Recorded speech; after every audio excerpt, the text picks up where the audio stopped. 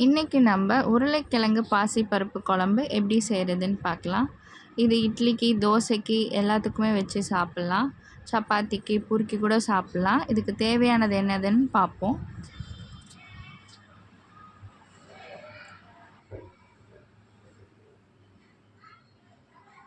Cooker வச்சுக்கலாம். Cooker சூடானோடனே எண்ணெய் ஊற்றிக்கலாம். காஞ்சதும் கடுகு போட்டுக்கோங்க.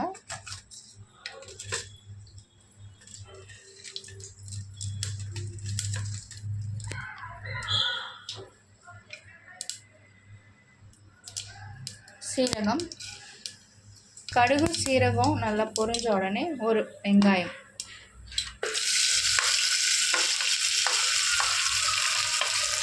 நல்லா வெங்காயம் வதங்கணும். கோல்டன் ப்ரௌன் வர வரைக்கும் நல்லா வறுத்துக்கோங்க. இஞ்சி பூண்டு பேஸ்ட் நல்லா வதக்கிக்கோங்க. இந்த மாதிரி இந்த அளவுக்கு நல்லா ஸ்மெல் வரும். பச்சை வாசனை போனோடனே தக்காளி போடணும். வெட்டி வச்சுருக்க 3 மீடியம் சைஸ் தக்காளி, அதையும் நல்லா வதக்கிக்கோங்க. உப்பு தேவையான அளவு நல்லா வேகிறதுக்காக கல்லுப்பு ஆட் பண்ணிக்கோங்க. தக்காளி வதங்குற அளவுக்கு இந்த மாதிரி பண்ணிக்கணும். நல்லா இந்த அளவுக்கு வதங்கணும். 1/2 ஸ்பூன் அளவுக்கு மிளகாத்தூள் போட்டுக்கோங்க.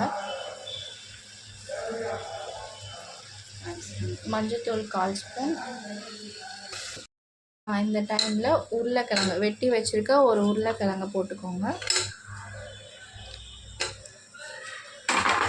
3 காஞ்ச மிளகா இருக்குது, 3 காஞ்ச மிளகாவும் போட்டுக்கோங்க. ஏன் இப்போ போடுறோன்னா, ஃபஸ்ட்டே போட்டிருந்தா கலரும் போது நிறைய காரம் ஆகிடும். இப்போ போட்டு நீங்கள் குக்கரை மூடி வச்சிட்டிங்கன்னா காரமும் நார்மலாக இருக்கும், சாப்பிடவும் சின்ன பிள்ளைங்களும் நல்லா சாப்பிட்லாம்.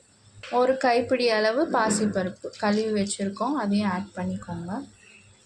கருவேப்பிலை கொஞ்சம் போட்டுக்கோங்க.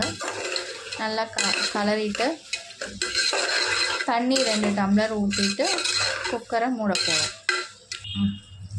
2 டம்ளர் தண்ணி ஊற்றணும். இந்த டைமில் குக்கர் மூடி 4 விசில் விட்டு எடுக்கணும்.